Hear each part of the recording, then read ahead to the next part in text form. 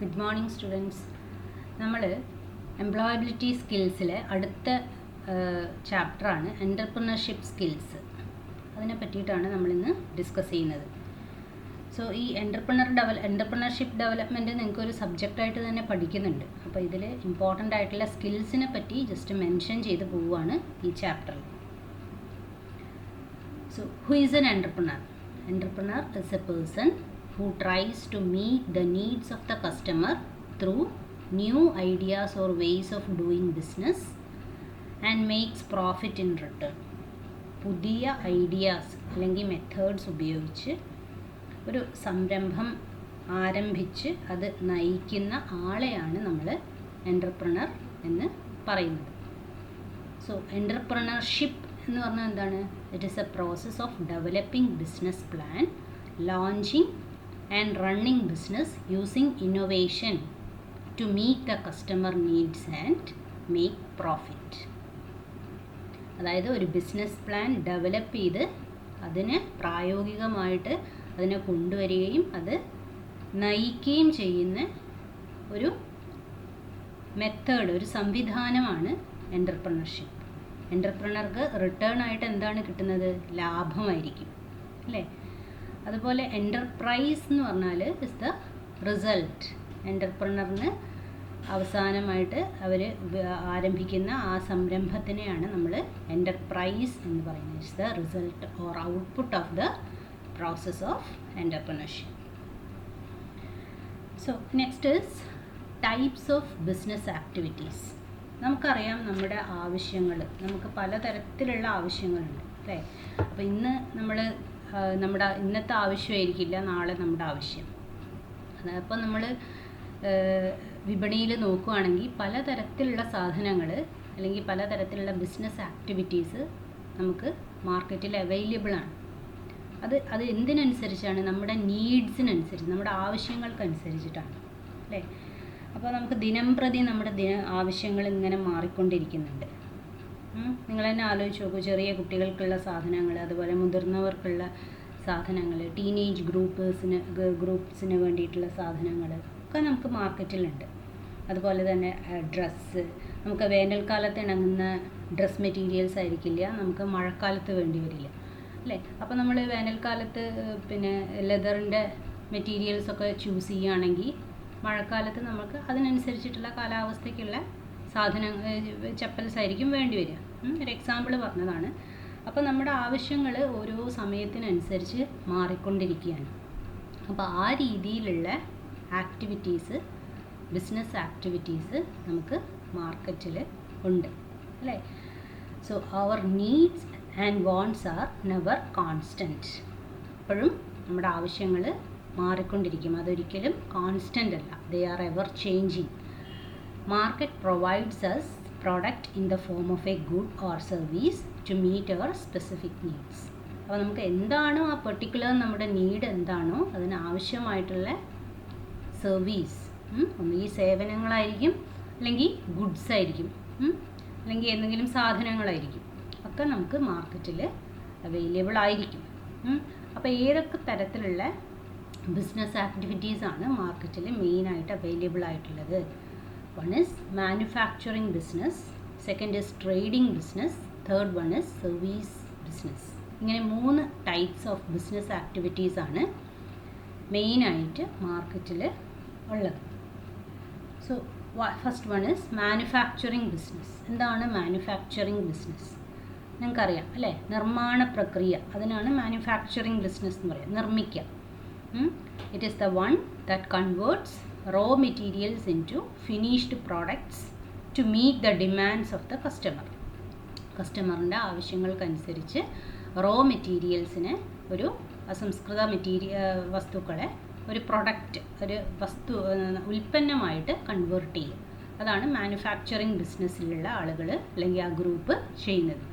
Here finished products directly sold to the customer. ഇവിടെ നമ്മുടെ finished products ആയിരിക്കും, ഉൽപ്പന്നമായിരിക്കും കസ്റ്റമറിന് നമ്മൾ എത്തിച്ചു കൊടുക്കുക, അല്ലേ? ഒരു എക്സാമ്പിൾ നിങ്ങൾ ആലോചിച്ച് നോക്കൂ. ഇപ്പം പറയുകയാണെങ്കിൽ ചെരുപ്പ് നിർമ്മാണ കമ്പനി, അതിൻ്റെ റോ മെറ്റീരിയൽസ് ലെതർ, റബ്ബർ, ഇതൊക്കെ റോ മെറ്റീരിയൽസാണ്. അപ്പോൾ അതിനെ എന്താക്കി മാറ്റുക, ചെരുപ്പ് ഉണ്ടാക്കുന്ന ആ ഒരു മാനുഫാക്ചറിങ് ബിസിനസ്സിന് എക്സാമ്പിളാണ്. എന്നിട്ട് അത് ഒന്നുകിൽ അത് ഷോപ്സിലേക്ക് എത്തിച്ചു കൊടുക്കും, അല്ലെങ്കിൽ കസ്റ്റമറിന് ഡയറക്റ്റായിട്ട് എത്തിച്ചു കൊടുക്കുന്ന ടീംസും ഉണ്ട് അല്ലേ. അപ്പോൾ അതൊക്കെയാണ് മാനുഫാക്ചറിങ് ബിസിനസ്സിന് എക്സാമ്പിൾസ്. ഉണ്ടാക്കുന്ന നിർമ്മാണ പ്രക്രിയയിൽ വരുന്ന ബിസിനസ് നിങ്ങൾ ആലോചിച്ചാൽ മതി. അങ്ങനെ പലതരത്തിലുള്ള ബിസിനസ് ആക്ടിവിറ്റീസ് അവൈലബിളാണ്. ഇപ്പം നിങ്ങളിപ്പോൾ അച്ചാർ ഉണ്ടാക്കുന്ന ഒരു നിർമ്മാണ യൂണിറ്റിനെ പറ്റിയിട്ട് ചിന്തിച്ചു നോക്കുക. അതൊക്കെ മാനുഫാക്ചറിങ് ബിസിനസ്സിന് എക്സാമ്പിൾസാണ്. Then second one is trading business. Trading എന്ന് പറഞ്ഞാൽ എന്താണ്? വ്യാപാരമാണ് അല്ലേ.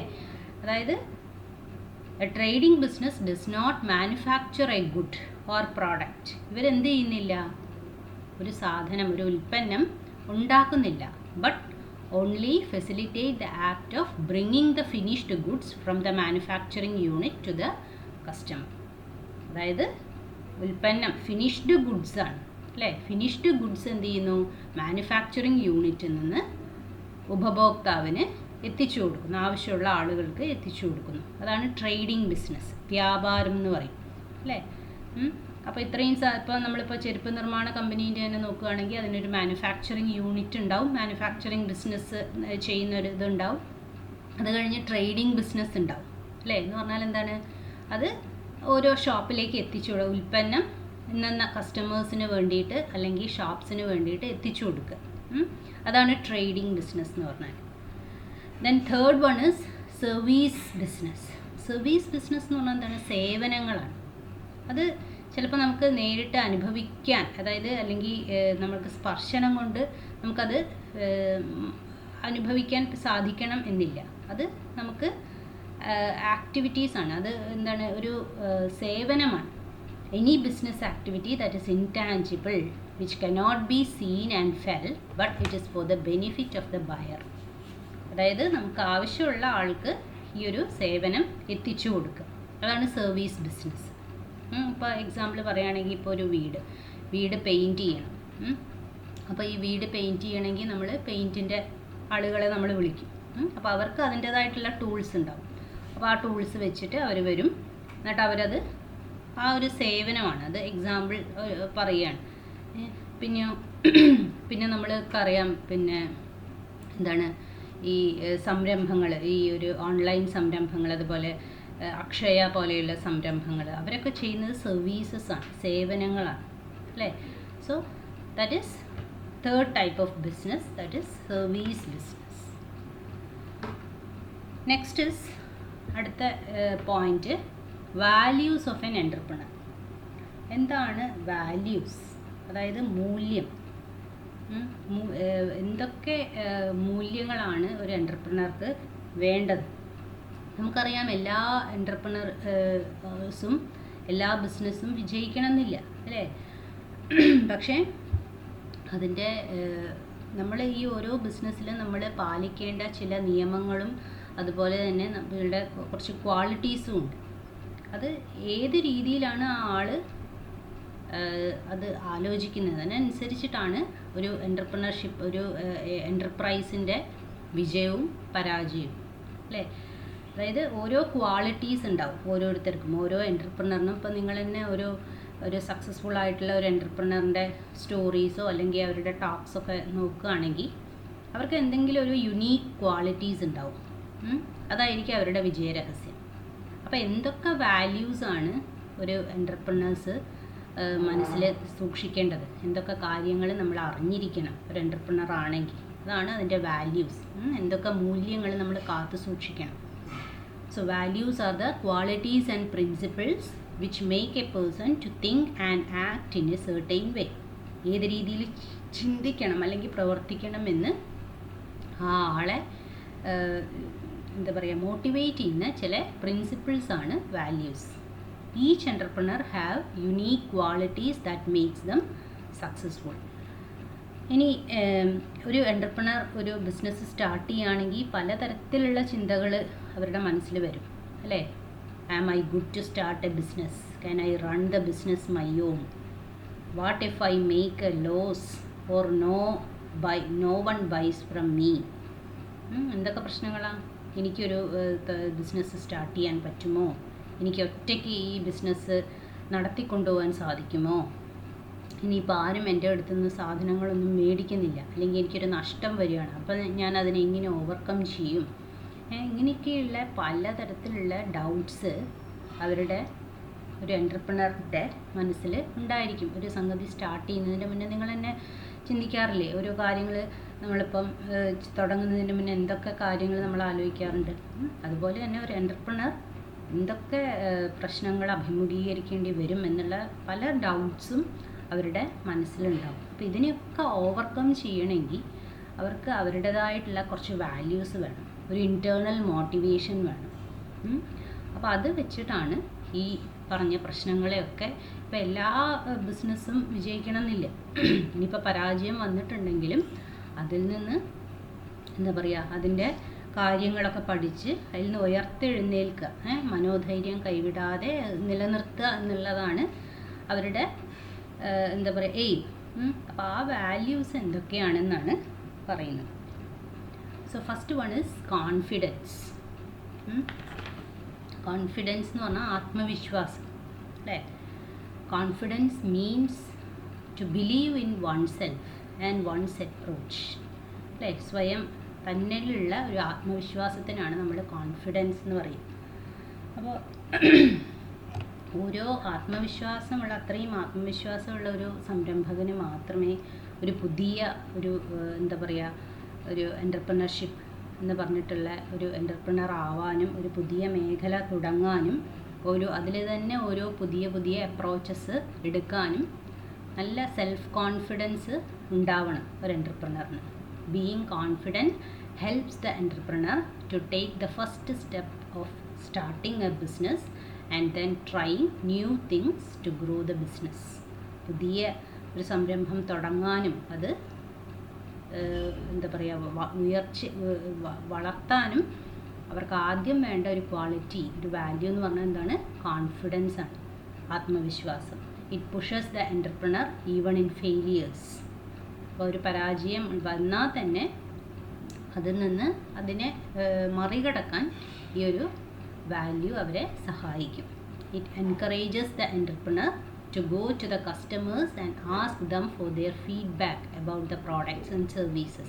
അവർ കൊടുക്കുന്ന സേവനങ്ങൾ അല്ലെങ്കിൽ അവർ കൊടുക്കുന്ന പ്രോഡക്ട്സ് അതിനെ പറ്റിയിട്ട് കസ്റ്റമേഴ്സിനോട് ഫീഡ്ബാക്ക് എടുക്കുക.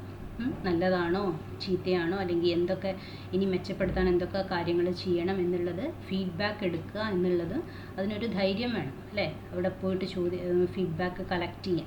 അപ്പോൾ ഒരു മോശം ഫീഡ്ബാക്ക് ആണെങ്കിൽ തന്നെ ആ ഫീഡ്ബാക്കിലൂടെ അവർക്ക് ആ ഒരു തെറ്റ് അല്ലെങ്കിൽ എന്തെങ്കിലും പ്രശ്നങ്ങൾ ഉണ്ടെങ്കിൽ അതിനെ ലഘൂകരിക്കാൻ, അതിനെ മറികടക്കാൻ വേണ്ടിയിട്ട് സാധിക്കും. It also important to keep in mind that the ultimate purpose of an enterprise is to serve the customer. അപ്പോൾ അൾട്ടിമേറ്റ് പേർപ്പസ് എന്താണ്? കസ്റ്റമേഴ്സിന് വേണ്ടിയിട്ടാണ് അല്ലേ, ഉപഭോക്താവിന് വേണ്ടിയിട്ടാണ്. അപ്പോൾ അതെപ്പോഴും ആലോചിക്കണം. അതുപോലെ തന്നെ should not be over confident. ഒരു കാര്യം ജയിച്ചു എന്ന് വിചാരിച്ച് എല്ലാ കാര്യങ്ങളും നമുക്ക് അങ്ങനെ ജയിക്കണം എന്നില്ല അല്ലേ. ഓവർ കോൺഫിഡൻ്റ് ആവാൻ വേണ്ടി പാടില്ല. ഒരു ബാലൻസ് രണ്ടിൻ്റെ ഇടയിൽ, കോൺഫിഡൻറ്റ് ആൻഡ് ഓവർ കോൺഫിഡൻ്റ് ഇടയിൽ ഒരു ബാലൻസ് കീപ്പ് ചെയ്യാൻ ഒരു എൻ്റർപ്രണർ എപ്പോഴും ശ്രദ്ധിക്കണം. Then second one is independence. അടുത്ത വാല്യൂ എന്ന് പറഞ്ഞാൽ ഇൻഡിപെൻഡൻസ് ആണ്, സ്വാതന്ത്ര്യം. അപ്പോൾ അറിയാം, ഒരു എൻ്റർപ്രണർ എന്ന് പറഞ്ഞാൽ അവർ തന്നെ റൺ ചെയ്യുന്ന ഒരു ബിസിനസ്സാണ് അല്ലേ. അപ്പോൾ അവർ തന്നെയായിരിക്കും അവരുടെ ബോസ്. അപ്പോൾ പല തീരുമാനങ്ങളും ചിലപ്പോൾ ഒറ്റയ്ക്ക് എടുക്കേണ്ടി വരും. അപ്പോൾ അങ്ങനെയുള്ള എന്ത് ചെയ്യണം, അതെന്തുമാത്രം ചെയ്യണം എന്ന് തീരുമാനിക്കുന്നത് എൻ്റർപ്രണർ തന്നെയാണ്. ഒരു വർക്ക് എന്ത് രീതിയിൽ ചെയ്യണം, അത് എത്രമാത്രം വർക്ക് ചെയ്യണം എന്നതൊക്കെ തീരുമാനിക്കുന്നത്. So independence means one's ability to work alone and have the confidence to make one's own decision. നമ്മൾ സ്വയം എടുക്കുന്ന തീരുമാനങ്ങൾ അതിൻ്റെ മുകളിൽ വർക്ക് ചെയ്യുക അല്ലേ. അവർ തന്നെ എടുക്കുന്ന തീരുമാനങ്ങളാണ്, അതിൻ്റെ മുകളിൽ ആത്മവിശ്വാസത്തോടെ വർക്ക് ചെയ്യണം. An entrepreneur is his or her own boss and has to be self-motivated to set goals and to follow them. അപ്പോൾ അവർ തന്നെ നിശ്ചയിക്കുന്ന ചില ഗോൾസ് ഉണ്ട്, ചില എയിംസ് ഉണ്ട്. അപ്പോൾ അത് വെച്ചിട്ടാണ് ഓരോ എൻ്റർപ്രണേഴ്സും അവരുടെ ബിസിനസ് റൺ ചെയ്യുന്നത്. എന്ത് ടാർഗറ്റ് നമ്മൾ ഈ ഒരു വർഷം അല്ലെങ്കിൽ ഈ ഒരു സമയത്ത് ഒരു ടാർഗറ്റ് ഇടും അവർ. അപ്പോൾ അതിന് വേണ്ടിയിട്ട് സെൽഫ് മോട്ടിവേറ്റഡ് ആയിട്ട് അതുപോലെ ബാക്കിയുള്ളവർക്ക് മോട്ടിവേഷൻസ് കൊടുത്തുകൊണ്ടുമാണ് വർക്ക് ചെയ്യുന്നത്. He or she is also responsible for motivating others to work to achieve goals of the business. Why independence allow the entrepreneur to work alone with no one to report. അല്ലേ, അവർ തന്നെയാണ് അവരുടെ boss എന്ന് പറഞ്ഞു. അപ്പോൾ വേറൊരാൾക്ക് അവർ report ചെയ്യേണ്ട ആവശ്യമില്ല. പക്ഷേ ഒറ്റയ്ക്കൊരു തീരുമാനം എടുക്കുക എന്ന് പറയുന്നത് അത് എന്താണ്, ആ ഒരു ബിസിനസ്സിൻ്റെ അല്ലെങ്കിൽ ആ ഒരു എൻ്റർപ്രൈസിൻ്റെ വളർച്ചയെ മുൻനിർത്തിയിട്ടുള്ള ഒരു തീരുമാനം എടുക്കാൻ അവർക്ക് സാധിക്കണം. അതാണ് independence. It also comes with the responsibility of ensuring that the customer remains the main focus all the time. അപ്പോൾ ഈ ഒരു എൻ്റർപ്രൈസിൻ്റെ മെയിൻ ഫോക്കസ് ആരാണ്? കസ്റ്റമറാണ് അല്ലേ. അപ്പോൾ അവർക്ക് വേണ്ടിയിട്ടാണ് ഈ ഒരു സർവീസ് അല്ലെങ്കിൽ ഗുഡ്സ് നമ്മൾ ചെയ്തുകൊണ്ടിരിക്കുന്നത്, അല്ലെങ്കിൽ ആ എൻ്റർപ്രണർ ചെയ്തുകൊണ്ടിരിക്കുന്നത്. അപ്പോൾ കസ്റ്റമർ ഇല്ലെങ്കിൽ അവിടെ എൻ്റർപ്രണർക്ക് നിലനിൽപ്പില്ല. അപ്പോൾ ആ ഒരു ഇൻഡിപെൻഡൻസ്, ആ ഒരു സ്വാതന്ത്ര്യം, എന്ത് ചെയ്യണം എന്നുള്ള ഒരു സ്വാതന്ത്ര്യം നല്ല രീതിയിൽ മോട്ടിവേറ്റഡ് ആയിട്ട് ഉപയോഗപ്പെടുത്താൻ സാധിക്കണം. അതാണ് ഇൻഡിപെൻഡൻസ് എന്ന് പറഞ്ഞിട്ടുള്ള point. Then third one is Perseverance. ഇതാണ് പെർസിവിയറൻസ് എന്ന് പറഞ്ഞാൽ സ്ഥിരോത്സാഹം. ഒരു സാധനം ഇപ്പം നമ്മളൊരു നമ്മളിപ്പോൾ ഇതിലൊക്കെ കേട്ടിട്ടുണ്ടാവും ഈ ഒരു വേർഡ്. എന്താണ്, നമ്മളെ സ്പോർട്സിലൊക്കെ പെർസിവിയറൻസ് എന്ന് പറഞ്ഞിട്ടുള്ള സ്ഥിരോത്സാഹം. അതായത് ഒരു പ്രാവശ്യം തോറ്റു പിന്മാറാതെ വീണ്ടും വീണ്ടും അതിനു വേണ്ടി പരിശ്രമിക്കുന്ന ആ ഒരു സ്പിരിറ്റിനാണ് പെർസിവിയറൻസ് എന്ന് പറയുന്നത്. Perseverance means do not give up and keep going when even in a difficult situation comes up. അപ്പോൾ നമുക്കൊരു ഈ ഒരു എൻ്റർപ്രണർഷിപ്പ് അല്ലെങ്കിൽ ഒരു എൻ്റർപ്രൈസ് നല്ല ഒരു രീതിയിൽ ലാഭത്തിലായിരിക്കില്ല ചിലപ്പോൾ പോകുന്നത്. ഇപ്പോൾ ഒരു ഡിഫിക്കൽട്ട് സിറ്റുവേഷൻ, ഇപ്പോൾ കോവിഡിൻ്റെ ഒക്കെ ഒരു കാലത്ത് നോക്കുകയാണെങ്കിൽ പല എൻ്റർപ്രൈസും ഇതേപോലെ എന്താണ് നഷ്ടത്തിൽ പോകുന്നതൊക്കെ ഉണ്ടാവും അല്ലേ. പക്ഷേ അതുകൊണ്ട് നമ്മൾ തളരാതെ അല്ലെങ്കിൽ ആ ഒരു ശ്രമം ഉപേക്ഷിക്കാതെ ഇനിയും അതിന് വേണ്ടിയിട്ട് പരിശ്രമിച്ചുകൊണ്ടിരിക്കുക എന്ന് പറഞ്ഞാൽ ഇപ്പോൾ ആ ഒരു ഡിഫിക്കൽട്ട് ടൈം വരുമ്പോഴത്തേക്ക് അതിനെ ഗിവപ്പ് ആവാതെ, അതായത് അതിനെ ഉപേക്ഷിക്കാതെ വീണ്ടും പുതിയത് സ്റ്റാർട്ട് ചെയ്യാനുള്ള ആ ഒരു ഉത്സാഹം മനസ്സിലെപ്പോഴും ഉണ്ടായിരിക്കുക. അതാണ് മൂന്നാമത്തെ വാല്യൂ. ആർക്ക് വേണ്ട? ഒരു എൻ്റർപ്രണർക്ക് വേണ്ടിയിട്ടുള്ള ഒരു main value. Running N enterprise or business involves many failures. An entrepreneur is responsible to overcome these failures, learn from them and keep going. അപ്പോൾ ഈ തോൽവിയിൽ നിന്നുള്ള പാഠങ്ങൾ പഠിച്ച് അതിനെ മറികടക്കുക എന്നുള്ളതാണ് ഒരു എൻ്റർപ്രണറിൻ്റെ വിജയരഹസ്യം. Entrepreneur has to stay always positive and motivated when things get difficult.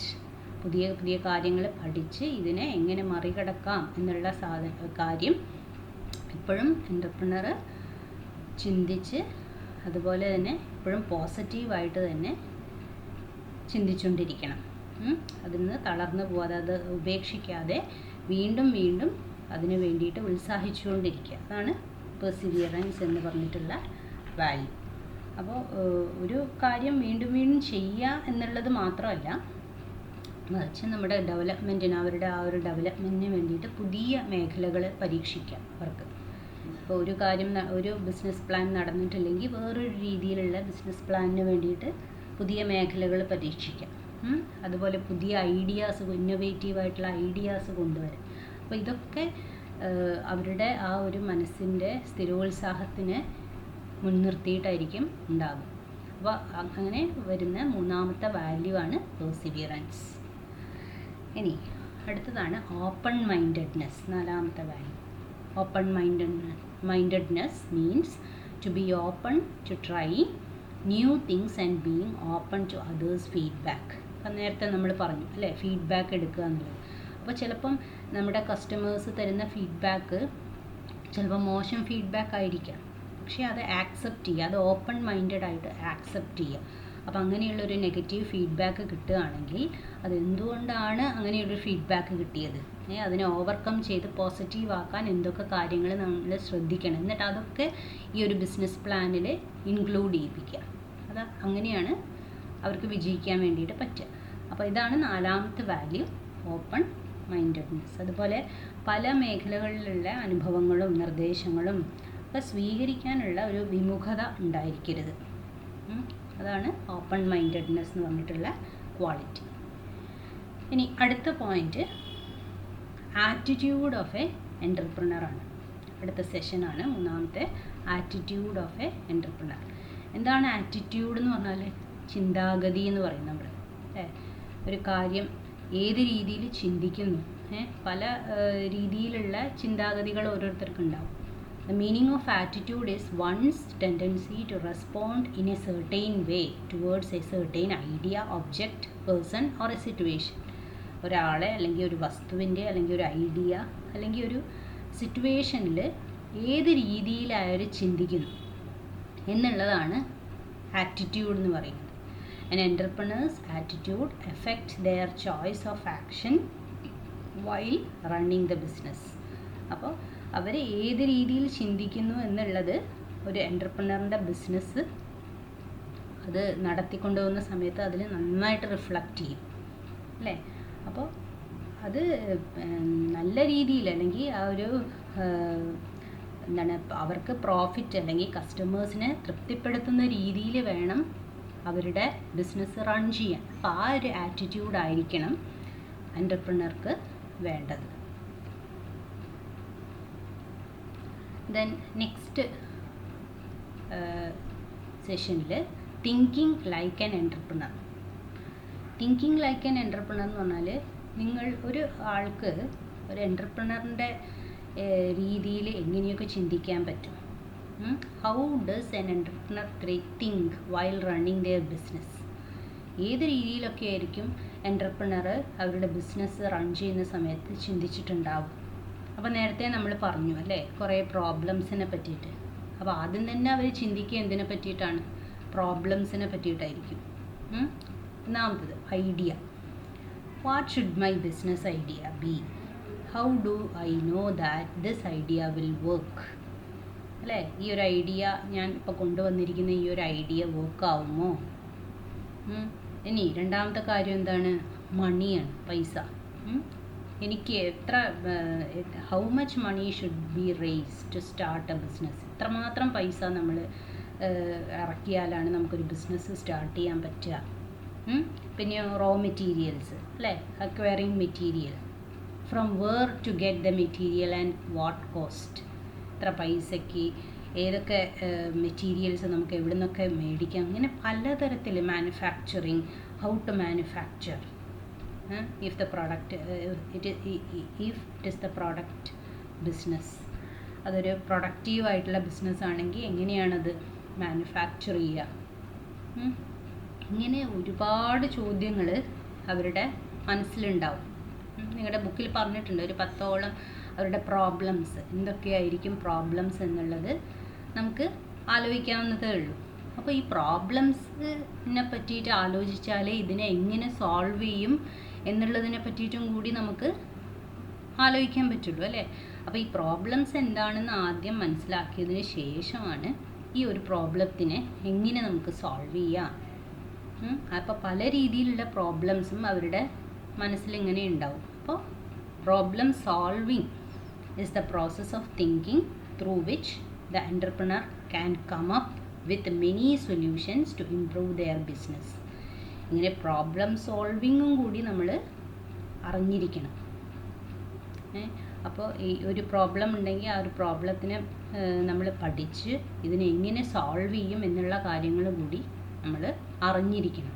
ഇങ്ങനെയൊക്കെയാണ് ഒരു എൻ്റർപ്രണറിൻ്റെ എന്താ പറയുക ആശയങ്ങൾ അല്ലെങ്കിൽ അവരുടെ മനസ്സിലുള്ള തോട്ട്സ് വന്നുകൊണ്ടിരിക്കും.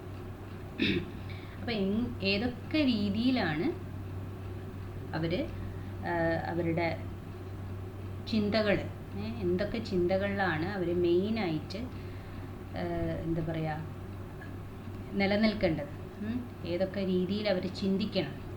First one is creativity. Creativity means to come up with ideas that others have not thought or before. Creativity എന്ന് പറഞ്ഞാൽ നിങ്ങൾ ഉദ്ദേശിക്കുന്ന പോലെ ഡ്രോയിങ്സ് അതൊന്നുമല്ല.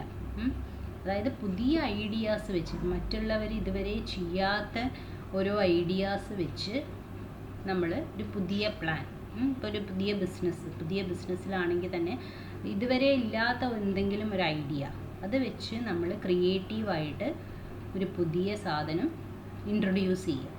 അതാണ് ക്രിയേറ്റിവിറ്റി. രണ്ടാമത്തത് ഇന്നോവേഷനാണ്. ഇന്നോവേഷൻ എന്ന് പറഞ്ഞാൽ എന്താണ്? ഏകദേശം ക്രിയേറ്റിവിറ്റി തന്നെയാണ് innovation. Innovation means to think of new ideas and come up with ways to make it worth in real life. Innovation എന്ന് പറഞ്ഞാൽ ക്രിയേറ്റിവിറ്റി എന്താണ്? ക്രിയേറ്റിവിറ്റി ഒരു ഐഡിയാസ് ചിന്തിച്ച്, അത് പല ഐഡിയാസും നമ്മൾ ചിന്തിക്കും അല്ലേ? ഇപ്പോൾ പിന്നെ ആ ഐഡിയാസ് പക്ഷേ മുഴുവനായിട്ടും നടപ്പിൽ വന്നോളണം എന്നില്ല. പക്ഷേ നടപ്പിൽ വരുത്തുന്ന ആ ഒരു പ്രോസസ്സാണ് എന്ത്? ഇന്നോവേഷൻ. ഇന്നോവേഷൻ എന്ന് പറഞ്ഞിട്ടുണ്ടെങ്കിൽ to think of new ideas and come up with ways to make it worth in real life. നമുക്ക് പ്രായോഗികമായിട്ട് അതിനെ നടത്തിക്കൊണ്ടുപോകാൻ വേണ്ടി സാധിക്കുന്ന രീതിയിലുള്ള ഒരു മാർഗം ഉണ്ടാക്കുക ഈ ഒരു പുതിയ ഐഡിയ വെച്ചിട്ട്. അതാണ് innovation. The difference between creativity and innovation is that while creativity is about just coming up with an idea ഉണ്ടാക്കുക എന്നുള്ളതാണ് ക്രിയേറ്റിവിറ്റി. ഇന്നോവേഷൻ എന്താണ്? Is about also coming up with ways to make the idea into reality. അതിനെ പ്രാവർത്തികമാക്കുക എന്നുള്ളതാണ് innovation. Okay.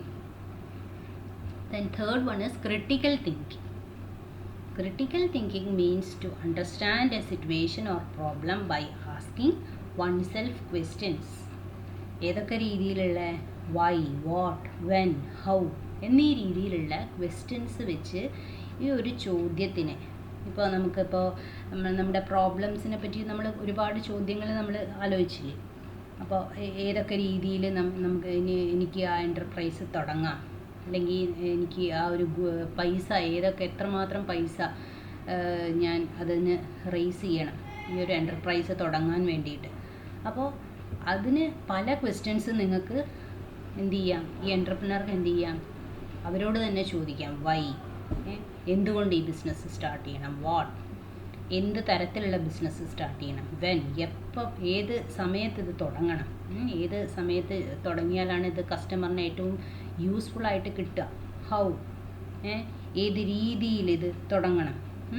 അപ്പോൾ ഇങ്ങനെയുള്ള questions ഇങ്ങനെ തന്നെ ചിന്തിച്ച് അതിന് മുകളിൽ നമുക്ക് ഐഡിയാസ് ഉണ്ടാക്കുന്നതാണ് ക്രിട്ടിക്കൽ തിങ്കിങ് എന്ന് പറയുന്നത്.